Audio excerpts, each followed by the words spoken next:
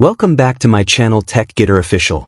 In today's video, we're going to talk about how to fix the page not available. Your IT administrator has limited access to some areas of this app error on Windows 10 and Windows 11. This is a very common issue, and it usually happens due to incorrect system policies, registry settings, or third-party antivirus software. In this video, I'll show you 3 simple and effective solutions that can help resolve this problem. Let's start with the first solution. Now, click on the Windows search bar, type Registry Editor, right-click on it, and select Run as Administrator. Click Yes when prompted. Once the Registry Editor opens, navigate through the left-hand menu and click on HK_Machine.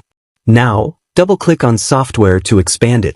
After that, double-click on Policies and then double-click on Microsoft. Inside the Microsoft folder, locate Windows Defender. Right-click on Windows Defender and select Delete. Click Yes to confirm the deletion.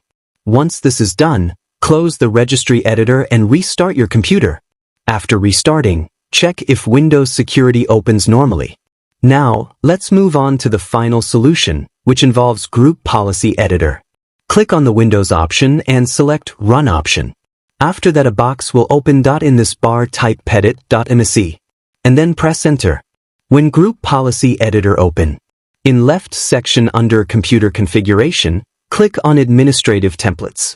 Then, from the right-hand side, locate and double-click on Windows Components. Scroll down and double-click on Windows Security. Now, double-click on Virus and Threat Protection. Here, find the option Hide Virus and Threat Protection area, and double-click on it. In the new window that appears, set this option to Not Configured. Finally, click on Apply, and then click OK. Once done, close the Group Policy Editor and restart your computer one last time.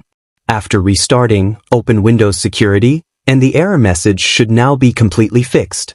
Thanks for watching. If this tutorial was helpful, make sure to like, comment, and subscribe to Tech Getter Official.